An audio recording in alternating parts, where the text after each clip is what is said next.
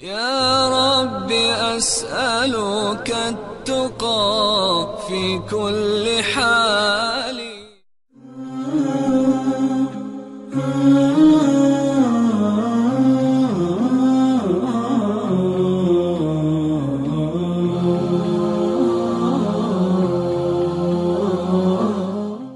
ونصلي على رسوله الكريم اما بعد اعوذ بالله من الشيطان الرجيم افحسبتم انما خلقناكم عبثا وانکم الینا لا ترجعون۔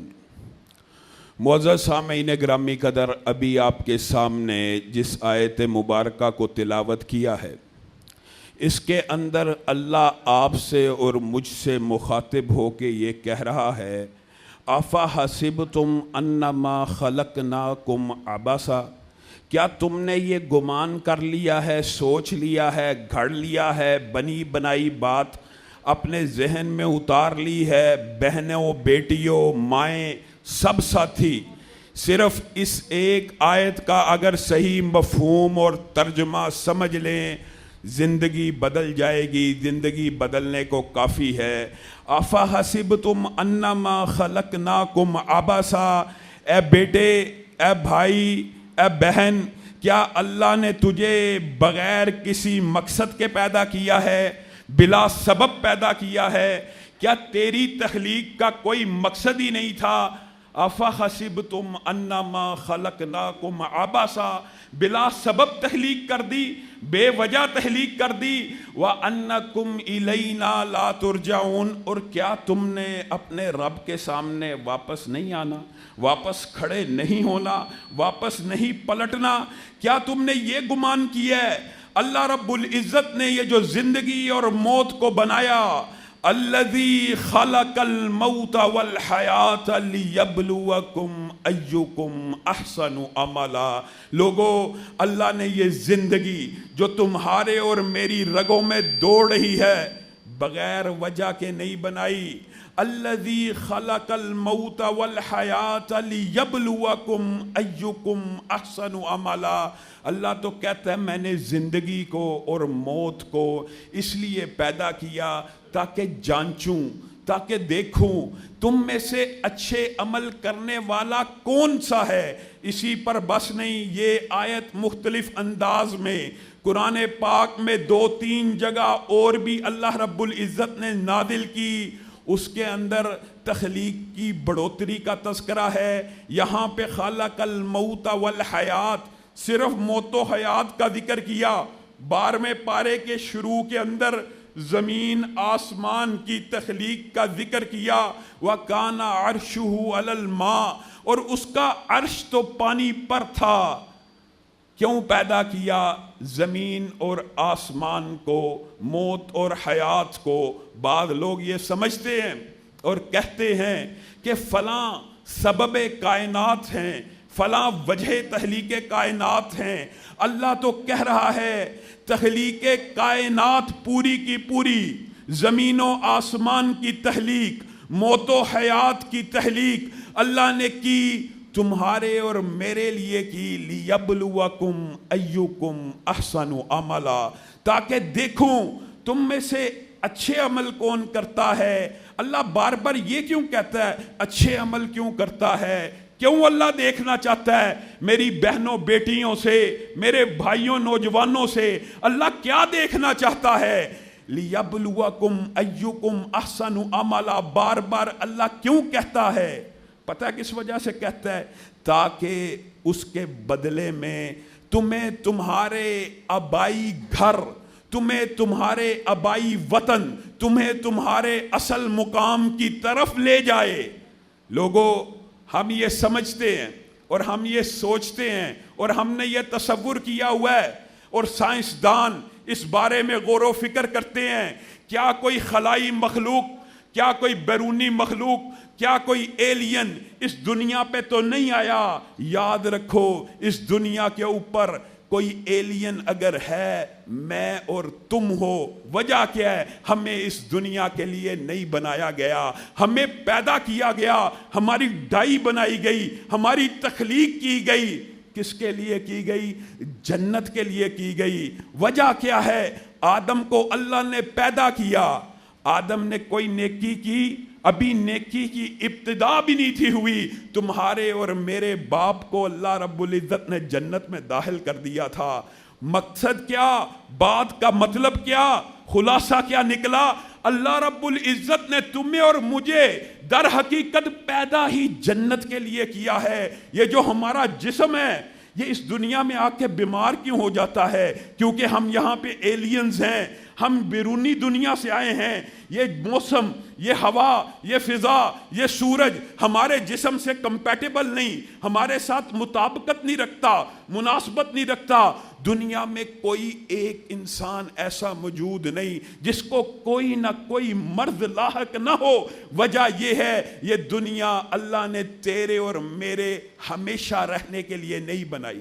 ہاں، جو وطن اللہ نے تیرے اور میرے لیے بنایا تھا، اگر اس وطن میں جائیں گے کوئی بیماری نہیں ہوگی، انسان کی جوانی نہیں ڈھلے گی، عمر ختم نہیں ہوگی، جسم کمپیٹیبل ہے، مناسبت رکھتا ہے، مطابقت رکھتا ہے، اس اصل وطن کے ساتھ رکھتا ہے۔ دنیا کو بنایا اس لیے گیا لیبلوکم ایکم احسن عملا، تم میں سے اچھے عمل اللہ کی بات کون مانتا ہے، اچھے عمل کون کرتا ہے، اللہ کے کہے پہ کون چلتا ہے، پھر اللہ بدلے میں تمہیں تمہارے اصل وطن کی طرف واپس لوٹا دے۔ افحسبتم انما خلقناکم عبثا، لوگو تم نے یہ گمان بھی کیسے کر لیا اللہ نے یہ دنیا کھیل کود کے لیے، تماشے کے لیے بنائی۔ اللہ کہتا ہے اگر میں نے یہ دنیا تماشے کے لیے بنائی ہوتی میں اس سے بہت بڑا کوئی تماشا چنتا، یہ تماشے کے لیے نہیں بنی۔ وَمَا خَلَقْتُ الْجِنَّ وَالْإِنسَ إِلَّا لِيَعْبُدُونَ، تمہیں اب پیدا کیا ہے تو تمہارے اوپر ایک بات کو فرض کرتا ہوں، اس دنیا کے اندر رہتے ہوئے اب صرف میری عبادت کرنی ہے۔ لوگو آپ کو ایک بات بتلانا مقصود ہے، وہ کیا ہے؟ اگر اللہ نے آپ کو اور مجھے بلا وجہ پیدا کیا ہوتا تو ہمارے ارد گرد اعمال کی حفاظت کا اتنا عمدہ، اتنا خوبصورت سسٹم نہ ہوتا۔ اللہ نے اعمال کی ریکارڈنگ کا ایک بندے کے لیے کتنا لمبا چوڑا سسٹم بنا رکھا ہے۔ ما یلفظ من قول الا لدیہ رقیب عتید، انسان حلق سے کوئی آواز نہیں نکالتا لیکن ریکارڈ کرنے والے فرشتے ریکارڈ کر لیتے ہیں۔ اسی پر بس ہے اذ یتلقی المتلقیان عن الیمین وعن الشمال، انسان کوئی عمل بغیر زبان کے کرتا ہے، کچھ عمل زبان کے ساتھ ہیں، سبحان اللہ، الحمدللہ، اللہ اکبر، کسی کو برا کہنا، کسی کی غیبت کرنا، چغلی کرنا، فساد ڈالنے کے لیے گفتگو کرنا، اس کو تو ریکارڈ کرنے والے فرشتے ریکارڈ کر رہے ہیں۔ لیکن کچھ اعمال ہاتھ سے ہیں، بیوی کے منہ میں کھانا ڈالنا، غریب کی جیب میں پیسہ ڈالنا، بے کس مفلوق الحال کی مدد کرنا، نعوذ باللہ گندے عمل بھی ہاتھ سے ہوتے ہیں لیکن وہ منہ سے ادا نہیں ہو رہے ہوتے۔ تو اذ یتلقی المتلقیان عن الیمین وعن الشمال، کون ہے جو دائیں والے کی ریکارڈنگ سے بچ جائے؟ کون ہے جو بائیں والے کی ریکارڈنگ سے بچ جائے؟ کرامن کاتبین کی ریکارڈنگ سے کون بچ سکتا ہے؟ کسی کے ذہن میں یہ اندیشہ آ سکتا ہے، یہ وسوسہ آ سکتا ہے، کوئی خیال آ سکتا ہے کہ یہ تو اللہ نے صرف لفظ کے بارے میں کہہ دیا، ہاتھ کے عمل کے بارے میں کہہ دیا۔ ہم نے تو حدیث پڑھی تھی، ہم نے تو حدیث سنی تھی کہ انسان جب نیکی کا خیال بھی لاتا ہے، ابھی ارادہ بھی نہیں ہوتا، ابھی ارادہ بھی نہیں، نیت بھی نہیں، ابھی کرنے کا عزم بھی نہیں، اٹھنے اس عمل کی طرف جانے کی ہمت بھی نہیں جٹاتا، صرف سوچتا ہے کہ میں یہ کام کروں گا، میں عمرے پہ جاؤں گا، میں حج پہ جاؤں گا، میں مسجد والوں کو پیسے دوں گا، میں کسی غریب کی مدد کروں گا، ابھی سوچتا ہے۔ نبی کریم کہتے ہیں اس کی بھی نیکی لکھ لی جاتی ہے۔ وہ نیکی کیسے لکھی جائے گی؟ یہ تو ہاتھ کا ذکر آ گیا، یہ تو زبان کا ذکر آ گیا. آؤ لوگوں، اللہ کی ریکارڈنگ اتنی عمدہ ہے. اللہ کہتا ہے یہ جو خیالات ہیں، یہ جو وسوسے ہیں، وَنَعْلَمُ مَا تُوَسْوِسُ بِهِ نَفْسُ، نہ ان کو فرشتے ریکارڈ کرتے ہیں، نہ ان کو کرامن کاتبین ریکارڈ کرتے ہیں، ان کو تمہارا رب خود ریکارڈ کر رہا ہوتا ہے. وَنَحْنُ أَقْرَبُ إِلَيْهِ مِنْ حَبْلِ الْوَرِيدِ. اور تم دلوں کے خیالات کی بات کرتے ہو، ہم تمہاری شہرگ حیات سے بھی زیادہ قریب ہیں. ہم تمہاری ایسی ریکارڈنگ کریں گے. فَمَن يَعْمَلْ مِثْقَالَ ذَرَّةٍ مِثْقَالَ ذَرَّةٍ مِثْقَالَ ذَرَّةٍ، ایک ذرے کے برابر نیکی کرو گے، قیامت کے دن اپنے سامنے پاؤ گے. رائی کے برابر برائی کرو گے، رائی کے برابر برائی کرو گے، اس کو اپنے سامنے پاؤ گے. لوگوں، صرف یہ ریکارڈنگ کی جو داستان ہے، یہ جو صرف ریکارڈنگ کی داستان ہے، کل ظالم بندے، کل گناہگار، کل گناہوں میں لتھڑے ہوئے، معصیت کے آلودہ، کل لوگ اس ریکارڈنگ کے بارے میں کلام حمید میں آتا ہے، پتہ کیا الفاظ کہیں گے؟ ما لہذا الکتاب، ما لہذا الکتاب، ما لہذا الکتاب لا یغادر صغیرہ ولا یغادر کبیرہ. اللہ تو نے کیسی ریکارڈنگ کی ہے جس نے نہ کوئی چھوٹی برائی چھوڑی ہے، نہ کوئی بڑی برائی چھوڑی ہے. جواب کیا آئے گا؟ جواب اللہ یہ کہے گا. اللہ کا جواب کلام حمید میں خود موجود ہے. اور تو ریکارڈنگ کی بات کرتا ہے، تیرے سامنے تیرے دفتر کھول دیے گئے، فلاں دن 10 تاریخ 10:10 10 سیکنڈ کے اوپر تو نے یہ عمل کیا تھا، ہمارے رجسٹر میں درج ہے کہ نہیں؟ بندہ پریشان ہو جائے گا. اللہ کہے گا اقرا اقرا کتابک اقرا کتابک کفا بنفسک اليوم علیک حسیبا. اے میرے بندے، اب مجھ سے حساب کتاب کیا کرنا، تیری ریکارڈنگ تجھے دیتا ہوں. اقرا کتابک، اپنی ریکارڈنگ خود پڑھ لے اور جا اپنی ریکارڈنگ دیکھ کر خود ہی حساب کتاب بھی لگا لے، تو نے دنیا اچھی گزاری ہے کہ بری گزاری.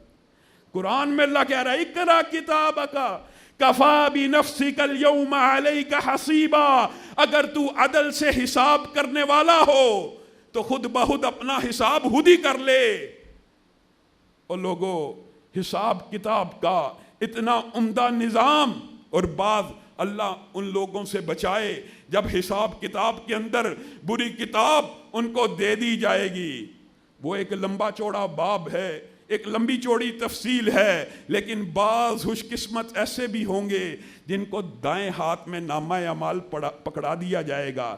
وہ اللہ رب العزت نے جو زندگی کا مقصد پوری کی پوری لائف کا جو نچوڑ ہے، اگر ہم کہیں اس ایک آیت میں اللہ نے بیان کر دیا ہے تو بے جا نہیں ہوگا. جب عمدہ نتیجہ دیکھے گا، جب اپنا رزلٹ دیکھے گا، اپنی ریکارڈنگیں دیکھے گا، ہائے یہ نیکی، یہ تو مجھے یاد نہیں، اور یہ تیرا صدقہ ہے، اس کی رب نے پرورش کی ہے، احد پہاڑ سے بڑھا دیا. یہ نیکی، یہ تو مجھے یاد نہیں، یہ تیری فلاں نیکی ہے، اخلاص نیت سے ہوئی اللہ نے احد پہاڑ سے بری کر دی. اتنی نیکیاں دیکھتا جائے گا، خوش ہوتا جائے گا، رب سے اچھے کی امید کرتا تھا، اچھا گمان کرتا تھا. جب اس کے دائیں ہاتھ میں نامہ اعمال پکڑا دیا جائے گا، پتہ کیا کہے گا؟ ہا اقرؤ کتابیا. اور لوگوں، یہ نعرہ اردو میں بھی استعمال ہوتا ہے. اچھا نتیجہ نکل آئے، اچھا رزلٹ آ جائے، سکول سے بندہ پاس ہو جائے، گھر آ کے کیا کہتا ہے؟ آہا، اے میری ماں، اے میرے باپ، واہ واہ، آہا دیکھو میرا کتنا عمدہ نتیجہ نکل آیا. کل ارب خرب خرب انسانوں کے سامنے، خرب سال کی زندگی کے لیے جب عمدہ نتیجہ نکل آئے گا، کہے گا ہا اقرؤ کتابیا انی ظننت انی ملاق حسابیا. اور لوگوں دیکھو میرا کتنا اچھا رزلٹ نکل آیا ہے. صرف اس بات پہ نکلا ہے، اس بات پہ نکلا ہے کہ مجھے امید تھی ایک دن میرے رب سے ملاقات ہونی ہے. آج میں اور آپ افحسبتم انما خلقناکم عبثا، ہم نے یہ گمان کر لیا یہی زندگی کھیل کود ہے، یہی زندگی اصل ہے، یہی حقیقت ہے. کتنی غلط سوچ ہے، کتنی غیر منطقی سوچ ہے، کتنی کم عقلی کی بات ہے۔ انسان 60 70 80 برس کی زندگی گزارنے کے لیے صبح گھر سے نکلتا ہے، تیار ہوتا ہے، 8 گھنٹے 10 گھنٹے 12 گھنٹے، ایسے لوگ موجود ہیں جو 14 15 گھنٹے کام کرتے ہیں۔ کس کے لیے؟ اس دنیا کی زندگی کو گزارنے کے لیے۔ یہ زندگی جس کو نبی کریم صلی اللہ علیہ وسلم حقیر جانتے ہیں، جس دنیا کے بارے میں نبی کریم فرماتے ہیں الدنیا ملعونۃ وملعون ما فیہا، اور یہ دنیا اتنی حقیر ہے، یہ پوری دنیا لعنت شدہ ہے، دنیا کی ہر چیز کے اوپر لعنت ڈالی گئی ہے۔ لیکن ہاں، تعلیم دینے والا، دین کی تبلیغ کرنے والا، اس پہ لعنت نہیں، دین پہ عمل کرنے والا، دین کا طالب علم، اس پہ لعنت نہیں، اللہ کے ذکر پہ لعنت نہیں۔ جو اور چیزیں ان 3 راستوں کی طرف لے کے جاتی ہیں ان کے اوپر لعنت نہیں، باقی دنیا کی ہر چیز کے اوپر لعنت ہے۔ اس لعنتی دنیا کے لیے اپنے ضمیر کے سودے، جھوٹ، چغلی، رشوت، حرام، دنیا کے اندر سب سے زیادہ ظلم اس 60 70 سال کی زندگی گزارنے کے لیے کیا جاتا ہے۔ 60 70 برس کی زندگی کو گزارنے کے لیے ہم بھائی کی جیب کاٹتے ہیں، بھائی کو لوٹتے ہیں، بھائی سے دغا کرتے ہیں، حرام کھاتے ہیں، حرام کماتے ہیں۔ زندگی کتنی مل جائے گی؟ 70 برس نہیں تو 100 برس۔ آپ کو میں ایک حیران کن قرآن پاک کی آیت بتلاؤں۔ ایک بندہ جس کو کل قیامت کے دن سب سے لمبی زندگی ملی ہوگی، کتنے برس؟ تاریخ کے اندر آتا ہے سب سے لمبی عمر کا انسان 1400، بعض روایات میں 1600، بعض روایات میں 1650 برس۔ 1650 برس کا انسان کل قیامت کے دن جب رب کے سامنے کھڑا ہوگا، فرشتے اس سے پوچھیں گے کم لبستم، کتنا عرصہ زندہ رہے ہو؟ کیا کہے گا؟ لبسنا یومن او بعض یوم۔ لوگوں 70 برس نہیں، 60 برس نہیں، 100 برس نہیں، 1600 برس اس دنیا میں زندہ رہنے والا جب اس کی آنکھوں کے سامنے پردہ کھل جائے گا، ایک دن کی طوالت دیکھے گا، جب عقل میں ٹھکانے آ جائے گی، جب فلسفے اور منطق کی ساری دیواریں گر جائیں گی، جب اس کو پتہ لگ جائے گا اف، اب تو ارب سال، اب تو خرب سال، اب تو 10 خرب برس، اب تو زندگی ختم ہی نہیں ہونی۔ ایسی حقیقت ہے، ایسی خوفناک حقیقت ہے، ایسا دھچکا ہے، ایسا لمحہ ہے کہ بڑے سے بڑا ظالم بھی جب اس دنیا میں قدم رکھنے لگتا ہے اللہ پہ ایمان لانے کی کوشش کرتا ہے۔ وہ فرعون جو 400 برس تک بچوں کو قتل کرتا رہا، بیٹیوں کو قتل کرتا رہا، پردے اٹھنے لگے، کہا موسیٰ اور ہارون کے رب پہ ایمان لے کے آتا ہوں۔ اللہ نے کہا الآن وقد عصیت، 400 برس ظلم کرنے کے بعد اب حالت نزا میں پردوں کے اٹھنے کے بعد ایمان لانے کی کوشش کرتا ہے۔ لوگوں سچے دل سے ایک بات بتلاؤں، دنیا کا جتنا مرضی بڑا فاسق ہو، فاجر ہو، ظالم ہو، اللہ کی قسم صرف اس کو 2 دفعہ زندگی مل جائے اس طرح کہ ایک لمحے کے لیے اس زندگی کا ادراک و شعور ہو جائے، پھر اس کو یہ دنیا مل جائے، کبھی سجدے سے اپنے سر کو نہ اٹھائے۔ وہ بندہ جو 1600 برس کی زندگی پا کے گیا، ارب سال کی زندگی کی حقیقت کھلی، کیا کہے گا؟ لبسنا یومن او بعض یوم۔ اللہ اس زندگی کے سامنے وہ زندگی تو ایک دن بھی پورا نہیں تھا، وہ تو آدھا دن تھا۔ لم یلبسو، اللہ کہتا ہے الا عشیۃً او ضحاہا، اور تم دن اور آدھے دن کی بات کرتے ہو۔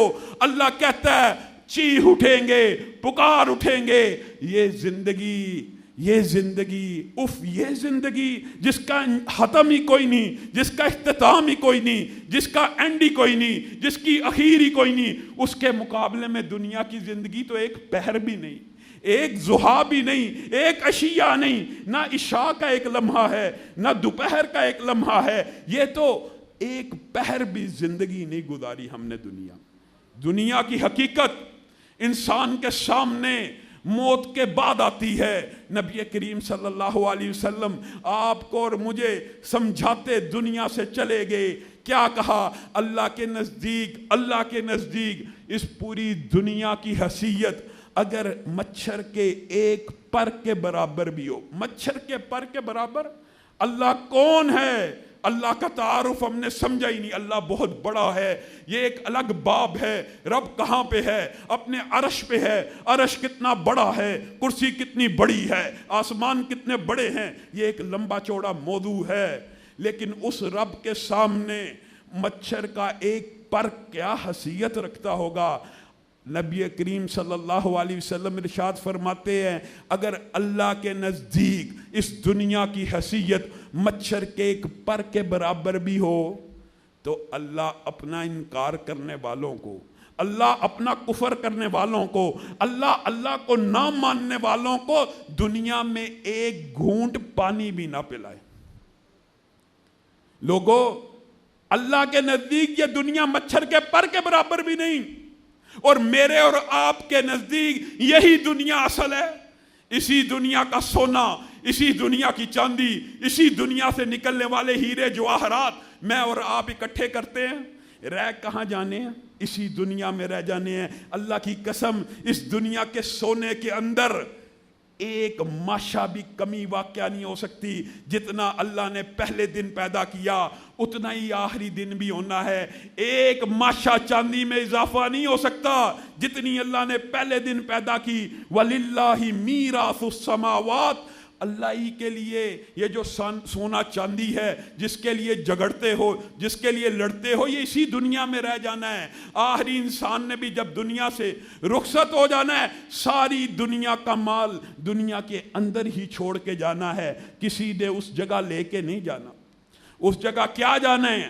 اس جگہ آپ کے اور میرے اعمال جانے ہیں۔ نبی کریم صلی اللہ علیہ وسلم آپ کو اور مجھے سمجھانا چاہتے ہیں۔ کیا سمجھانا چاہتے ہیں؟ کہتے ہیں دنیا کی حیثیت میری نظر میں کیا ہے؟ صحابہ کو یہ بات بتلانا چاہتے ہیں۔ ایک بکری کا بچہ پہاڑ کے اوپر مرا ہوا پڑا ہے۔ نبی کریم صلی اللہ علیہ وسلم نے فرمایا اس مردہ بکری کے بچے کی میرے صحابہ تمہاری نظر میں کیا وقت ہے، کیا اہمیت ہے، جس کے اندر سے بدبو آ رہی ہے، جس کے اندر سے سمیل آ رہی ہے، جو بالکل گل سڑ چکی ہے۔ صحابہ نے کہا یہ تو ہم میں سے کوئی ایک دینار کی بھی نہیں خریدے گا، ایک دینار کی بھی کوئی یہ بکری نہیں خریدے گا۔ وجہ کیا ہے؟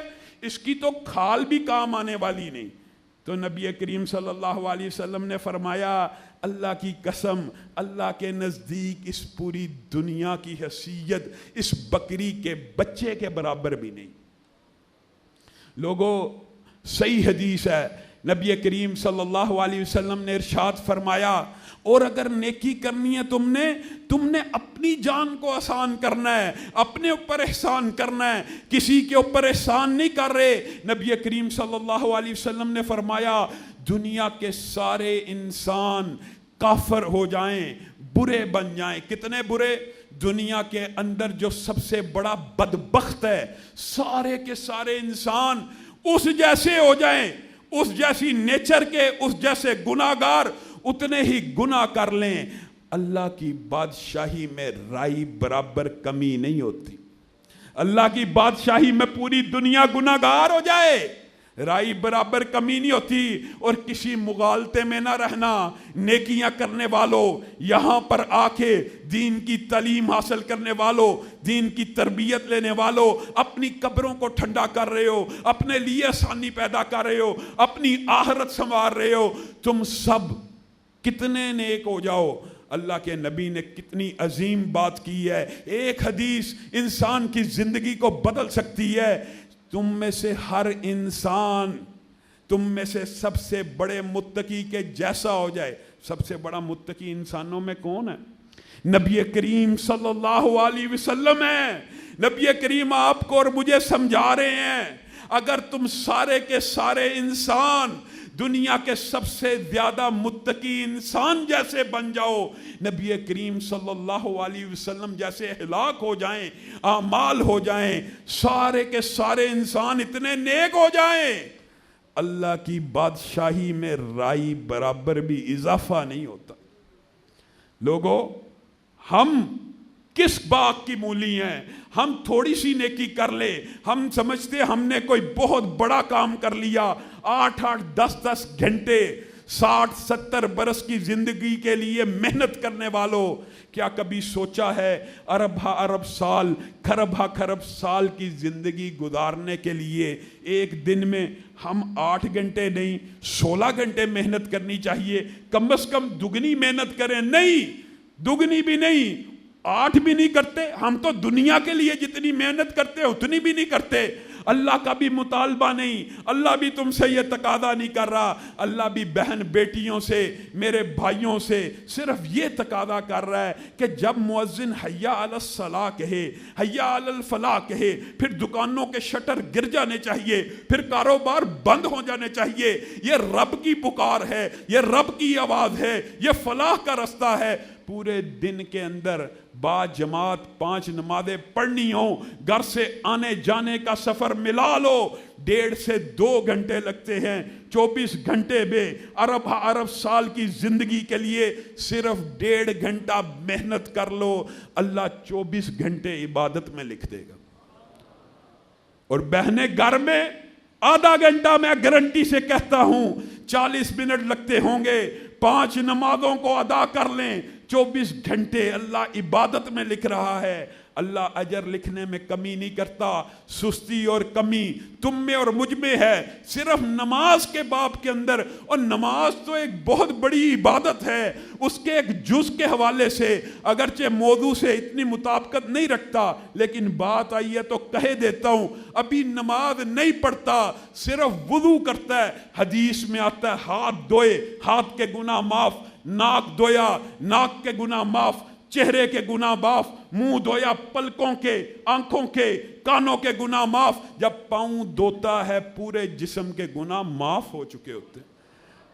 اگر نماز کے مقدمے کے اندر سارے کے سارے گناہ معاف ہو گئے تو نماز میں تیرے رب کی رحمت کتنی ہوگی۔ ابھی نماز کے لیے گھر سے نکلا ہے، نبی کریم صلی اللہ علیہ وسلم نے ارشاد کیا ہے کہ اس کا سٹیٹس بدل گیا، اس کا رتبہ بدل گیا، اس کا مقام بدل گیا۔ اے آقا، کیا مقام بدل گیا، کیا سٹیٹس بدل گیا؟ نبی کریم نے کہا وضو کر کے گھر سے نکلا ہے تو ایسے ہو گیا جیسے حج کے لیے احرام باندھنے والا ہے۔ چھوٹی بات ہے، اگر گھر سے نکل کر ابھی نماز کے لیے چلا ہے، اللہ اس کا سٹیٹس حالت احرام کا کر رہا ہے، مسجد میں جانے کے بعد اس کا سٹیٹس کیا ہوگا؟ بہن گھر میں وضو کر رہی ہے، اللہ اس کا سٹیٹس بدل رہا ہے، نماز ادا کرنے کے بعد کیا سٹیٹس ہوگا؟ یہ ایک لمبا چوڑا طویل مضمون ہے۔ نبی کریم صلی اللہ علیہ وسلم دنیا کی حقیقت تمہیں اور مجھے کیسے سمجھا رہے ہیں؟ اپنے صحابہ کو سمجھا رہے ہیں۔ نبی کریم ایک مرتبہ لیٹے ہوئے، چہرے پہ چند نشان پڑ گئے، صحابہ کے دل کو چوٹ لگی۔ ہمارا بادشاہ ہے، ہمارا نبی ہے، ہمارا رسول ہے، والی بطحہ ہے، کائنات کا تاجدار ہے، چٹائی پہ لیٹا ہوا، کھجور سے بنی ہوئی صف پہ لیٹا ہوا، اٹھا ہے، چہرے پہ اس کے نشان پڑ چکے ہیں۔ آقا کوئی محملی بستر لایا جائے، آقا کوئی ریشم کا بستر بچھایا جائے۔ نبی کریم صلی اللہ علیہ وسلم کبھی غصے میں نہیں تھے آتے، کبھی ان کے ماتھے پہ سلوٹ نہیں تھی پڑتی، صحابہ کو ڈانٹتے ہیں، تم نے مجھے کیا سمجھا ہے؟ میں محمد صلی اللہ علیہ وسلم کی مثال ایک مسافر کی سی ہے اس دنیا میں، تم کیا سمجھتے ہو میں یہ بچھونے دنیا کے اندر اپنے نیچے بچھاؤں اور جنت میں ان سے محروم رہ جاؤں؟ حالانکہ بچھونے کے اوپر سویا جا سکتا تھا۔ نبی کریم صلی اللہ علیہ وسلم ایسے پیغمبر ہیں، ایسے رسول ہیں، انہوں نے غربت کو اختیار کیا۔ ان کے اوپر غربت اضطراری نہیں تھی، ان کے اوپر غربت جبری نہیں تھی، انہوں نے غربت کو اختیار کیا۔ آپ کو اور مجھے چھوٹ دی، نرم بچھونوں پہ سونا ہے سو جاؤ، لیکن زندگی کے مقصد کو نہ بھولنا۔ یہ دنیا عارضی گھر ہے۔ نبی کریم صحابہ کو سمجھا رہے ہیں، ایک درخت ہوتا ہے، ایک درخت ہوتا ہے، چھاؤں ہوتا ہے. ایک مسافر کچھ دیر کے لیے اس کے نیچے رکتا ہے. کس لیے؟ ریسٹ کرنے کے لیے. اس درخت کے نیچے صحابہ کو سمجھا رہے ہیں کیا کبھی مسافر نے کسی درخت کے نیچے گھر بنایا ہے؟ کیا آرزوؤں کے محلات کو سجایا ہے؟ نہیں. میں محمد صلی اللہ علیہ وسلم کی مثال ایک مسافر کی سی ہے جو درخت کے نیچے مثال دنیا کے ساتھ دے رہے ہیں. یہ پوری کی پوری دنیا کی زندگی بندہ مومن کے لیے ایک درخت کے نیچے رہنے والے مسافر کی طرح ہوتی ہے. وہ اس دنیا میں آرزوؤں کے محلات نہیں سجاتا, وہ اس دنیا کے اندر پلازے, بلڈنگیں اور انہی چیزوں کے پیچھے نہیں بھاگتا, اگرچہ جائز ہیں.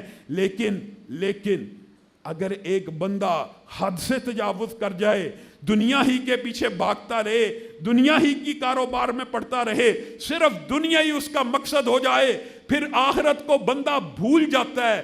دنیا کے پیچھے بھاگنے سے آخرت چھن جاتی ہے. ہل ننبئکم بالاخسرین اعمالا, کیا میں تمہیں خبر نہ دوں سب سے زیادہ خسارے کا سودا کس نے کیا؟ الذین ضل سعیہم فی الحیات الدنیا, یہ وہ لوگ ہیں جنہوں نے دنیا ہی کی زندگی کو اصل سمجھا, اسی کے لیے 8 گھنٹے, اسی کے لیے 10 گھنٹے محنت کی. وَهُمْ يَحْسَبُونَ أَنَّهُمْ يُحْسِنُونَ صُنْعًا, اور ان کے بیوی بچوں نے کہا, ان کے بیٹوں نے کہا, ان کے بھائیوں نے کہا تم بڑا اچھا کام کرتے ہو, تم بڑا عمدہ کام کرتے ہو. انہوں نے تو یہ کہا کہ تم بڑا اچھا کام کرتے ہو, بڑا عمدہ کام کرتے ہو, دنیا کی ہر آسائش ہمیں دی ہے. اللہ کہتا ہے اگر یہ دنیا کے اندر مگن ہو کر آخرت کو بھول بیٹھا, فَلَا نُقِيمُ لَهُمْ يَوْمَ الْقِيَامَةِ وَزْنًا, ایسے لوگوں کا قیامت کے دن میں نامہ اعمال ہی نہیں تولوں گا. دنیا کی زندگی میں محو ہونے والے کے بارے میں اللہ کہہ رہا ہے یہی گھاٹے میں ہیں, یہی خسارے میں ہیں, انہی کو اصل خسارہ پہنچنا. ان کا تو نامہ اعمال بھی نہیں تولنا, ان کا تو ہم نے نامہ اعمال بھی نہیں تولنا. لوگوں, نبی کریم صلی اللہ علیہ وسلم اپنے صحابہ کو سمجھایا کرتے تھے کن فی الدنیا کأنک غریب. بیٹا سمجھ کے کہہ رہے ہیں, عبداللہ ابن عمر کو بیٹا سمجھتے تھے. کہتے ہیں کن فی الدنیا کأنک غریب, اور میرے بیٹے زندگی ایسے گزار جیسے تو دنیا سے اجنبی ہے, دنیا کی کسی چیز میں دل مت لگانا. او عابر سبیل, یا ایسے گزار کہ تو مسافر ہے. مسافر کتنا کو دل لگاتا ہے دنیا میں. مسافر جب ایک راستے پہ چل رہا ہوتا ہے, رستہ گزرتا جا رہا ہوتا ہے, اسے کوئی ٹینشن نہیں کون سا علاقہ گزر گیا, اس کی توجہ ہی نہیں ہوتی. تیری توجہ دنیا کے اندر اتنی کیوں ہے؟ اور حضرت عبداللہ ابن عمر فرماتے ہیں اور لوگوں میری نصیحت یاد کر لو, جب کوئی سورج طلوع ہو جائے اس طرح اللہ کی عبادت کرنا شروع کر دو کہ زندگی کا آخری سورج ہے. اگر حقیقت میں اس نصیحت پہ عمل کیا جائے آپ کی اور میری زندگی بدل سکتی ہے. وجہ کیا ہے؟ سچے دل سے بتائیے. آپ کو اور مجھے آج پتہ لگ جائے آج ہماری زندگی کا آخری دن ہے, آج ہم نے رب کے سامنے پیش ہونا ہے, آج ہمارے رب نے ہمیں اپنے سامنے کھڑا کر لینا ہے. میں اور آپ اپنے رب کی کیسی عبادت کریں گے؟ اور لوگوں ہر دن آخری دن ہی ہوتا ہے. وجہ کیا ہے انسان کو پتہ نہیں. کوئی خوش قسمت ہوتے ہیں جن کو پتہ لگ جاتا ہے موت کی بیماری آ گئی ہے, اللہ ان کو موقع دیتا ہے 2 سال کا 1 سال کا کہ ابھی بھی موقع ہے توبہ کر لیں. لیکن بالعموم بندے کو مہلت بھی نہیں دی جاتی, مہلت بھی نہیں دی جاتی. اسی لیے بندہ کہتا ہے لولا اخرتنی الی اجل قریب. مرنے والا بندہ جب مرتا ہے پہلی آواز اس کے حلق سے یہ نکلتی ہے لولا اخرتنی الی اجل قریب. اللہ جس دنیا میں آنکھ کھلی ہے تجھ سے ایک مطالبہ کرنا چاہتا ہوں, اللہ 3 سیکنڈ دے دے, 30 سیکنڈ دے دے, 1 منٹ دے دے, 2 منٹ دے دے, 3 منٹ دے دے. لولا اخرتنی الی اجل قریب. اللہ صرف چند سیکنڈ دے دے, اپنے بیوی بچوں کو اپنے گھر والوں کو وصیت تو کر لوں کہ ساری جائیداد تیری راہ میں صدقہ کرتا ہوں. اللہ کہتا ہے جھوٹ بولتا ہے, تجھے 50 برس ملے، تجھے 60 برس ملے، تجھے 40 برس ملے، آج رب سے 30 سیکنڈ کا مطالبہ کر رہا ہے، 60 برس میں کتنا مال خرچ کر کے آیا، مجھے اس کا حساب دے، یہاں آنے کے بعد واپس جانے کی باتیں مت کر۔ لوگوں، اللہ کی قسم، اگر ہم یہ دنیا کا فلسفہ سمجھ جائیں، مقصد حیات سمجھ جائیں، اور اللہ محفوظ رکھے عجیب و غریب قسم کے واقعات اور خیالات دماغ کے اندر آ رہے ہیں جو آپ سے شیئر کرنا چاہتا ہوں۔ خدا نہ خواستہ بندہ اس دنیا میں چلا گیا، خدا نہ خواستہ اللہ نہ کرے، اللہ اس ساری محفل کو جنت الفردوس میں قائم فرمائے۔ اگر خدا نہ خواستہ زندگی کا مقصد نہ سمجھا، اس ٹھکانے میں پہنچ گیا جو عذاب والا ہے، جو دردناک ہے، جو آگ والا ہے، پتہ کیا کہے گا؟ انسان کی پہلا مکالمہ ادعو ربکم، انسان جہنم کے جو دروغے ہیں نا ان کو پکارے گا، خزانۃ جہنم کو، ادعو ربکم یخفف عنا یوما من العذاب۔ اور لوگوں، ڈرانے کی اس طرح کی آیتوں سے بڑی کوئی آیت نہیں ہو سکتی۔ اللہ کے لیے اللہ سے ڈر جاؤ، وہ بڑا رحم دل ہے، ایک دفعہ اس کی طرف چل کے جاؤ، وہ دوڑتا ہوا آئے گا، کر کے تو دیکھو، اللہ کے لیے کچھ محنت کرو تو صحیح، سٹرگل شروع تو کرو، ابتدا تو کرو، اللہ سے کبھی نا امید نہیں ہوگے، مایوس نہیں ہوگے۔ ہاں، اس دنیا میں چلے جانے کے بعد حسرتیں ہیں، مایوسی ہی مایوسی ہے، نا امیدی ہی نا امیدی ہے۔ جہنمی جہنم میں جانے کے بعد تنگ آ جائیں گے، ادھر جلد جلی، ادھر جلد نہیں آ گئی، ادھر جلد جلی، ادھر جلد نہیں آ گئی، ہر مرتبہ پہلے سے زیادہ تکلیف، پکار اٹھیں گے، ادعو ربکم یخفف عنا یوما من العذاب۔ اے جہنم کے دروغو، اے خزانۃ جہنم، اپنے رب سے کہو ایک دن، صرف ایک دن کی چھٹی مل سکتی ہے، صرف ایک دن کا عذاب ہمارے سے ٹال دے۔ جہنم کے فرشتے پتہ نہیں کتنا عرصہ ان کی یہ پکار سنیں گے۔ لوگوں، بے بسی کا عالم دیکھو، بے کسی کا عالم دیکھو۔ اللہ ہم سب کو اس دن سے محفوظ رکھے جب جہنمی بے بس ہو کے کہیں گے صرف ایک دن کی چھٹی دے دو، ایک دن کی ریسٹ دے دو، عذاب میں ایک دن کی تخفیف کر دو، ہم ذرا تھوڑی تھکاوٹ دور کر لیں، ہمت جٹا لیں، پھر اللہ عذاب دینا شروع کر دے۔ فرشتے جواب میں کہیں گے رسول آئے تھے، مولوی آیا تھا، مبلغ آیا تھا، کان میں بات پڑی تھی کہ ایک رب ہے جس کے سامنے پیش ہونا۔ ہاں، یہ بات پڑی تھی، یہ بات پڑی تھی، اللہ جھوٹ نہیں بول سکتے۔ فرشتوں کو کہیں گے ہاں یہ بات تو سنی تھی، ایک رب ہے جس کے سامنے کھڑا ہونا ہے، جس کو حساب دینا ہے، پھر کیوں بکواس کرتے ہو؟ وما دعاء الکافرین الا فی ضلال۔ فرشتے کہیں گے پکارو، جتنا چیخنا ہے چیخو، جتنا چلانا ہے چلاؤ، آج تمہاری دعا سننے والا کوئی بھی نہیں۔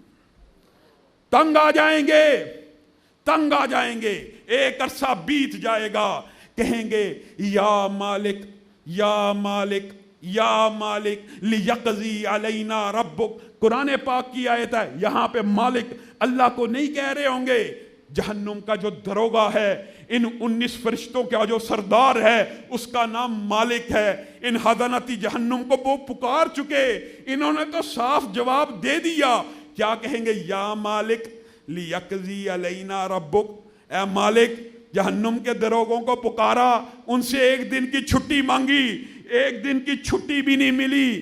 اے مالک لیقضی علینا ربک، اپنے رب سے کہہ چھٹی نہیں دیتا، ہمیں ایک ہی مرتبہ جتنا عذاب دینا دے دے، اس کے بعد ہمیں موت آ جائے۔ یا مالک لیقضی علینا ربک، اللہ کو کہہ بس کر دے، اب ہمیں موت دے دے۔ مالک کتنے عرصے بعد جواب دے گا؟ مفسرین نے لکھا پتہ نہیں 40 برس، پتہ نہیں 1000 برس، کتنے 1000 برس کے بعد پکار کا جواب آئے گا۔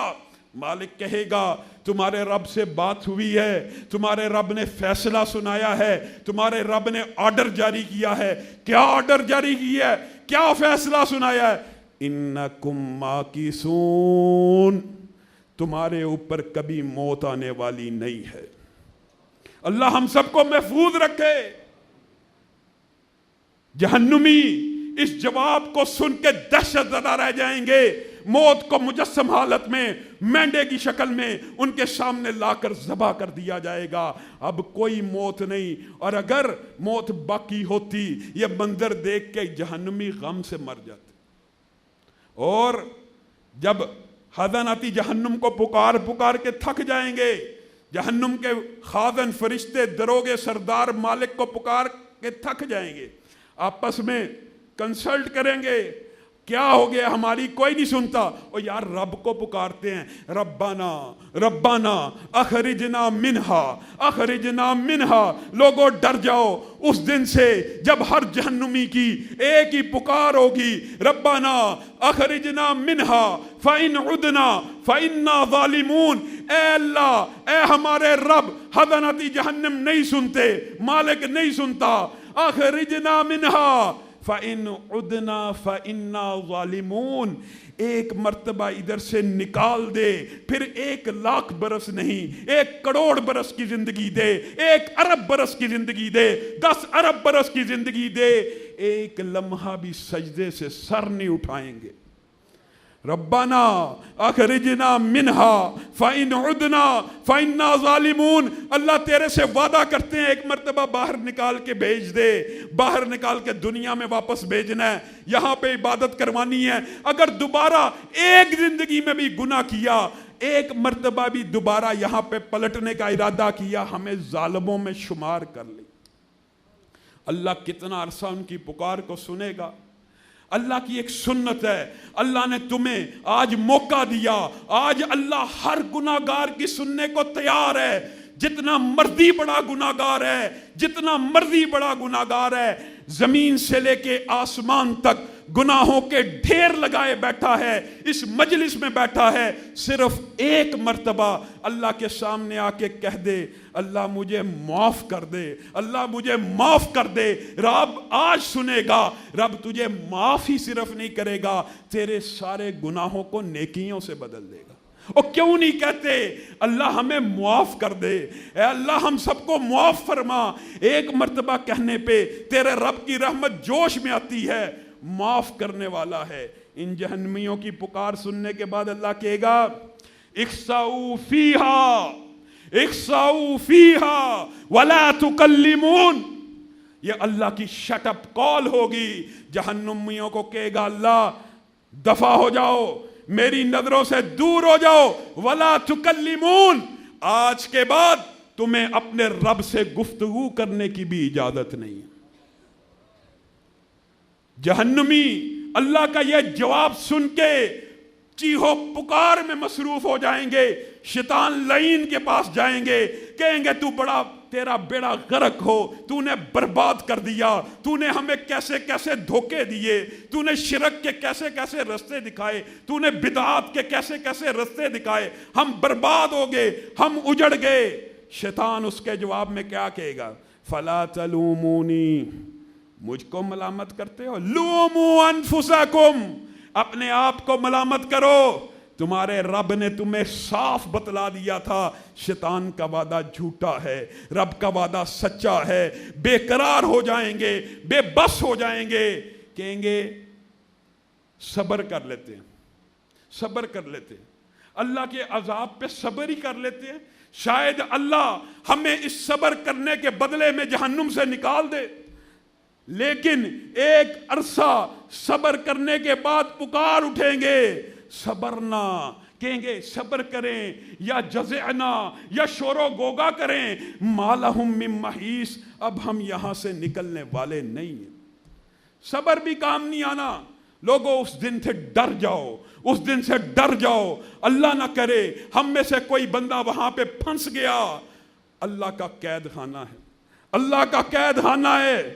ہم اس قید خانے میں سے کیسے نکلیں گے؟ لوگوں, اللہ نے رحمت کے راستے بھی بہت دیے ہیں, یہ نہیں کہ صرف ڈرایا ہے. اللہ کہتا ہے میرے لیے کوئی نیکی کر کے تو دیکھو, کوئی گناہ چھوڑ کے تو دیکھو. نبی کریم صلی اللہ علیہ وسلم نے ارشاد فرمایا ہے جو بندہ اللہ کے لیے کوئی چیز چھوڑتا ہے, کوئی گناہ چھوڑتا ہے, کوئی عمدہ چیز چھوڑتا ہے, کوئی بری چیز چھوڑتا ہے, کوئی چیز بھی اگر اللہ کے لیے چھوڑتا ہے, اللہ اس کے بدلے میں اس کو اس سے بہتر چیز عنایت فرماتے. اس بات کو میں اپنی چند مثالوں سے مزین کر کے بات کو آگے بڑھا کر ختم کروں گا.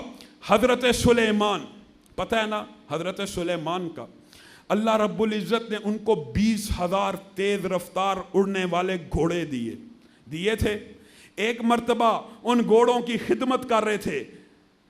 کون سے گھوڑے تھے؟ جہاد کے گھوڑے تھے، اللہ کے لیے نکلنے والے گھوڑے تھے. ان کی خدمت بھی عبادت ہے. ان کے چارے کا انتظام، ان کی مصروفیات کا انتظام، ان کی دیکھ بھال کا انتظام کر رہے ہیں. کرتے کرتے کرتے عصر کی نماز رہ گئی. عصر کی نماز کا وقت ختم ہو گیا. حضرت سلیمان کے دل کو چوٹ لگی. باہر نکلے، سورج ڈھل رہا ہے. کہا او ہو سلیمان، تو نے ایسے مال کے پیچھے عصر کی نماز کو قضا کر دیا. خنجر نکالا، 20,000 گھوڑوں کو قطار میں کھڑا کیا. ایک ایک کر کے 20 کے 20,000 گھوڑے اللہ کی راہ میں قربان کر دیے. یہ مال جو میری عصر کی نماز ضائع کر رہا ہے، سلیمان ان کو ذبح کر رہا ہے اللہ کے لیے. اللہ کو یہ ادا اتنی پسند آئی، اللہ کو اتنا پیار آیا. اور یہ اللہ کی سنت ہے، اللہ کے لیے کوئی چیز چھوڑو، اللہ بدلے میں بہتر ضرور دیتا ہے، دنیا کے اندر بھی، اور آخرت کا بدلہ تو میں اور آپ سوچ بھی نہیں سکتے.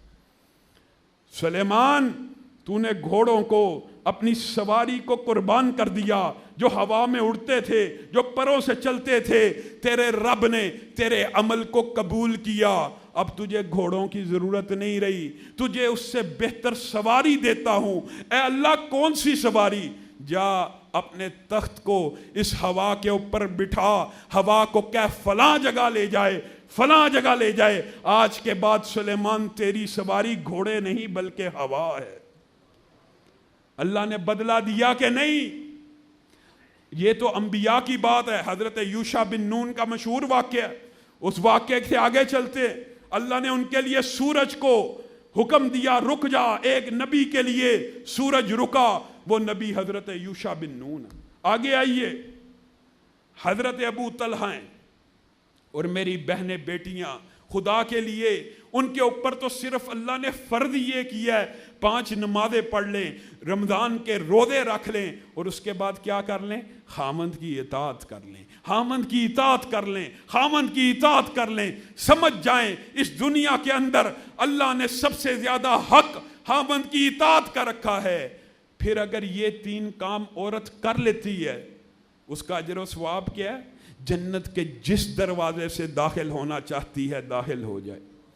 جہاد کی ہے؟ نہیں، جہاد کا دروازہ ہے، جہاد کا دروازہ ہے، ادھر سے بھی داخل ہونے کی اجازت ہے. ہاں، کیونکہ خامند کی اطاعت میں تیرے لیے جہاد کی فضیلت ہے. تو خامند کو سمجھتی کچھ نہیں. آج بہنوں بیٹیوں کا بڑا المیہ ہے. اور ایک ہماری صحابیات ہیں، نبی کریم صلی اللہ علیہ وسلم کی تربیت کا کتنا عمدہ اثر ہے. حضرت ابو طلحہ گھر میں آئے، بیٹا بیمار تھا، پریشان تھے، بیٹے کی دوائیوں کے لیے، بیٹے کی طبیعت کے لیے. بیٹا ہر ایک کو پیارا ہوتا ہے. گھر آئے، حقیقت میں بیٹا فوت ہو چکا ہے. ام سلیم نے اردو میں سلیم کہتے، ام سلیم نے خامند کو اطلاع نہیں کی بیٹا فوت ہو گیا. کیا معاملہ کیا؟ تیار ہوئی، خوشبو لگائی، خامند آیا، مسکرا کے دیکھا. سب سے بہترین خزانہ دنیا کا، بر صغیر کی بات نہیں، پوری دنیا کی بات ہو رہی ہے. اللہ کے نبی کہہ رہے ہیں سب سے بہتر خزانہ وہ عورت ہے مرد کے لیے کہ مرد اس کو دیکھے تو وہ اپنے خامند کو خوش کر دے. مسکرا کے دیکھا، استقبال کیا، زیب و زینت کی، اپنے شوہر کے حقوق کو ادا کیا. رات گزر گئی، بیت گئی. اپنے خامند کو سمجھاتی ہیں اگر آپ کو کوئی پیسے دے، اگر آپ کو کوئی امانت دے، اپنی امانت واپس مانگے، آپ اس کو امانت واپس کریں گے کہ نہیں؟ کروں گا. امانت جو دیتا ہے واپس لینا اس کا حق ہے کہ نہیں؟ حق ہے. تو پھر سن لیجئے، ہمارا بیٹا جو اللہ نے ہمیں امانت میں دیا تھا آج واپس لے لیا. خامند کے دل کو چوٹ لگی، یہ میری بیوی نے میرے ساتھ کیا کیا. وقتی طور پہ خیال آیا شاید میرے ساتھ ظلم ہو گیا ہے، شاید میرے ساتھ زیادتی ہو گئی ہے، بچے کی لاش گھر میں تھی اور میں نے یہ کام کر لیا۔ نبی کریم صلی اللہ علیہ وسلم کی بارگاہ میں پیش ہوئے، آقا میری بیوی نے رات عجیب حرکت کی ہے، میری بیوی نے انتہا کر دی، میری بیوی نے یہ کیا کیا، میرے بیٹے کی لاش گھر میں موجود تھی، اس نے میرے ساتھ رات بسر کی۔ نبی کریم صلی اللہ علیہ وسلم نے کہا اور تیری بیوی نے تو ایسا عمل کیا ہے کہ اس کا رب بھی اس سے راضی ہو گیا۔ ایک بیٹا کھو دیا لیکن اللہ کے لیے سنا تھا حامد کی اطاعت کروں گی، حامد کو خوش کروں گی، اللہ نے بدلہ کیا دیا، اسی رات کی وجہ سے ٹھیک 9 ماہ بعد بیٹا پیدا ہوا۔ نبی کریم صلی اللہ علیہ وسلم نے نام عبداللہ رکھا اور کہا تو نے ایک بیٹے کو کھویا تھا، تو نے ایک بیٹے کو کھویا تھا، اللہ کے ایک حکم کی تعمیل کرتے ہوئے جا تجھے برکت کی دعا ہے۔ حدیث میں آتا ہے پھر اکیلے عبداللہ کے 9 کڑیل جوان بیٹے ہوئے۔ ایک بیٹے کو صبر کے ساتھ اللہ کے پاس بھیج دیا، اللہ نے کتنا عمدہ بدلہ دیا۔ لوگو اللہ کوئی نیکی ضائع نہیں کرتا، اللہ تعالیٰ کوئی نیکی ضائع نہیں کرتا۔ ہاں کسی گناہ کو لکھنے سے فرشتے چوکتے بھی نہیں، اللہ کی رحمت بھی بہت ہے۔ کل قیامت کا دن آئے گا، انبیاء سفارش کر چکے ہوں گے، اولیاء سفارش کر چکے ہوں گے، صدیقین سفارش کر چکے ہوں گے، حضرت محمد الرسول اللہ صلی اللہ علیہ وسلم بھی سفارش کر چکے ہوں گے۔ اللہ فرشتوں کو حکم دے گا جہنم میں سے میرے ان گناہگار بندوں کو بھی نکال لاؤ، بڑا انہوں نے عذاب بھگت لیا، بڑا انہوں نے عذاب سہ لیا، جن کے دل کے اندر جو کے برابر بھی ایمان باقی تھا۔ لوگوں جو کے برابر ایمان باقی تھا نکل آئے، پھر اللہ حکم دے گا جاؤ، دوبارہ جاؤ، ابھی رحمان کی رحمانیت باقی ہے، ابھی رحیم کی رحمت باقی ہے، ابھی اللہ کی رحمت باقی ہے۔ جس کے اندر رائی کے دانے کے برابر بھی ایمان تھا اس کو بھی نکال لو۔ اور حدیث میں آتا ہے، محدثین نے لکھا ہے، اگر رائی سے چھوٹی کوئی شے ہوتی اللہ نبی کریم کے ذریعے اس کی مثال دیتے۔ پھر اسی پر بس ہے نہیں، اللہ کہے گا بھی ارحم الراحمین باقی ہے، جہنم کے اندر سے ہر اس بندے کو نکال لو جس نے کبھی میری ذات کے ساتھ شرک نہیں کیا۔ لوگوں ایمان کی یہاں پہ بات نہیں ہے، یہاں پہ اللہ نے شرط رکھی، پھر ہر اس جہنمی کو بھی نکال لو جس نے میری ذات کے ساتھ شرک نہیں کیا۔ اور ہم آج کتنے غافل ہیں، شرک کے دھندوں میں پھنسے ہوئے، اللہ کی خصوصیات، اللہ کی کوالٹیز ہم مخلوق میں ماننے والے ہیں۔ بات آئی ہے، ٹائم تھوڑا ہے، کہہ دیتا ہوں یہ کتنی بری بات ہے۔ اللہ الحی ہے، اللہ القیوم ہے۔ ہمارے بعض لوگ سمجھتے ہیں اگر نبیوں کو فوت شدہ مانا جائے، اگر نبیوں کی موت مانی جائے تو نعوذ باللہ نبیوں کی توہین ہوتی ہے۔ یہ اللہ کی ذات کے ساتھ جو تصورات ہیں الحی القیوم کے، یہ تم نے مخلوق کے ساتھ کیسے وابستہ کر لیے؟ اللہ کہتا ہے انک میتن، پیارے نبی صلی اللہ علیہ وسلم آپ کو بھی موت آ جانی ہے اور انہوں نے بھی فوت ہو جانا ہے۔ افإن مت فهم الخالدون، کیا آپ فوت ہو جائیں تو انہوں نے ہمیشہ رہنا ہے؟ لوگوں نبی کریم صلی اللہ علیہ وسلم جب دنیا سے چلے گئے، یہ ایک لمبا چوڑا باب ہے، مختصر آپ کے سامنے 1-2 باتیں رکھتا ہوں۔ جبریل امین آئے، گھر میں داخل ہوئے، کہا اسرائیل ملک الموت اندر آنے کی اجازت چاہتے ہیں۔ نبی کریم صلی اللہ علیہ وسلم کو پتہ چل گیا آخری وقت آنے والا ہے، ملک الموت کو اندر آنے کی دعوت دی، قبول کی، کہا آنے دو۔ حضرت عائشہ روایت کر رہی ہیں، اس حدیث کی راویہ ہیں، کہتے ہیں مجھے خبر ہو گئی، جبریل نے سلام کہا، ملک الموت نے سلام کہا، گزارش کی آپ کا رب آپ سے ملاقات کی خواہش رکھتا ہے، آپ کا کیا ارادہ ہے؟ ابھی دنیا میں مزید رکنا چاہتے ہیں یا ٹھہرنا چاہتے ہیں؟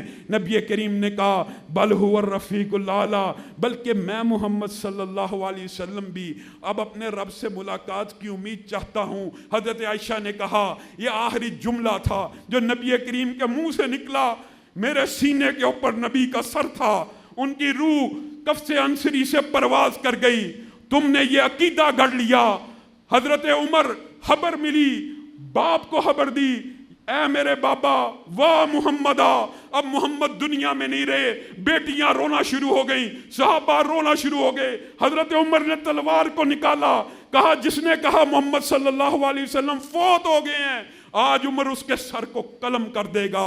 حضرت ابو بکر آگے بڑھے، نبی کریم کے ماتھے کے اوپر بوسے کو دیا، کہا وما محمد الا رسول قد خلت من قبلہ الرسل افئن مات او قتل انقلبتم علی اعقابکم۔ محمد بھی اللہ کے ایک رسول تھے۔ اللہ نے خود قرآن میں کہا اگر ان کو موت آ جائے، شہید ہو جائیں، کیا تم ایمان سے پھر جاؤ گے؟ جو اس بات کے اوپر، موت کے اوپر اپنے ایمان سے پھر جائے گا وہ اللہ کا نقصان نہیں کرے گا۔ من کان منکم یعبد محمدا فإن محمدا قد مات، اور تم میں سے جو محمد صلی اللہ علیہ وسلم کی عبادت کرتا تھا، سن لے آج محمد صلی اللہ علیہ وسلم دنیا سے چلے گئے ہیں۔ ومن کان منکم یعبد اللہ، اور جو کوئی تم میں سے اللہ کی عبادت کرتا ہے، اللہ حی بھی ہے، اللہ قیوم بھی ہے، اور موت کی بات کرتے ہو اس کو نیند بھی نہیں آتی، نیند کی بات کرتے ہو اس کو تو اونگ بھی نہیں آتی۔ حضرت عمر گر گئے، یقین آ گیا موت آتی ہے، کل نفس ذائقۃ الموت۔ تم یہ حسرتیں، تم یہ خصوصیات غیر اللہ کے اندر ڈالتے ہو۔ لوگوں ایک مثال سے بات سمجھو، شہید جس کو اللہ نے کہا ہے، اللہ نے کہا ہے، شہید کو مردہ نہیں کہنا، شہید کو میت نہیں کہنا، شہید کو مردہ نہیں سمجھنا۔ شہید نے اپنی زندگی اللہ کے راستے میں ایسی قربان کی ہے، اللہ نے اس کو حیات جاودانی بخشی ہے۔ لیکن اس بات کا مطلب کیا ہوتا ہے؟ یہ زندگی کیا دنیا کی زندگی ہوتی ہے؟ لوگوں اچھا ہو برا ہو، جب موت کا لمحہ آ جاتا ہے اللہ ایک نئی زندگی عطا کرتا ہے۔ اس زندگی کا اس دنیا کے ساتھ کوئی تعلق نہیں ہوتا، وہ زندگی برزخ کی زندگی ہوتی ہے۔ شہید جس کو اللہ ہمیشہ کے لیے زندہ کہہ رہا ہے، کیا وہ دنیا کے لیے زندہ ہے؟ نہیں نہیں، دنیا کے لیے اگر شہید زندہ ہوتا اس کی بیوی کو شادی کی اجازت نہیں ملتی۔ جو بندہ زندہ ہوتا ہے اس کی بیوی دوسری شادی کر سکتی ہے شوہر کے ساتھ، شوہر موجود ہو دوسری شادی کر سکتی ہے۔ اور لوگوں نبی کی بات نہیں، شہید اللہ جس کو زندہ خود کہہ رہا ہے، کلام حمید میں ہے شہید زندہ ہے۔ کہاں زندہ ہے؟ برزخ کی زندگی میں زندہ ہے، اللہ کے پاس زندہ ہے۔ اس دنیا کا اس دنیا کے ساتھ کوئی تعلق نہیں، اس لیے شہید کی بیوہ شادی بھی کرے گی، اس کی وراثت تقسیم بھی ہوگی۔ جہاں پہ زندہ ہیں وہ معاملہ برزخ کا ہے۔ لیکن آج ہم نے نعوذ باللہ یہ سمجھ لیا اگر انبیاء کے ساتھ یہ لفظ بولے جائیں گے تو توہین ہوگی۔ اللہ رب العزت ہم سب کے عقیدوں کی بھی اصلاح فرمائے۔ سبحان ربک رب العزت عما یصفون وسلام علی المرسلین والحمد للہ رب العالمین۔